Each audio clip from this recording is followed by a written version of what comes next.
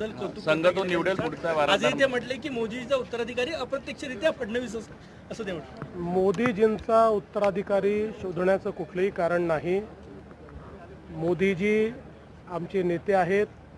अजून बरेच वर्ष मोदीजी काम करणार आहेत. आमचा सगळ्यांचा आग्रह आहे. आम्ही 2029चे पंतप्रधान म्हणून मोदीजींकडेच बघतो आहे. पूर्ण देश बघतो आहे. त्यामुळे आत्ता अशी चर्चा करणं योग्य होणार नाही. आणि भारतीय संस्कृतीमध्ये वडील जिवंत असताना मुलांचा विचार होत नाही, करायचाही नसतो. ही सगळी मुघली संस्कृती आहे की वडील जिवंत असताना मुलं अशा प्रकारचा विचार करतात.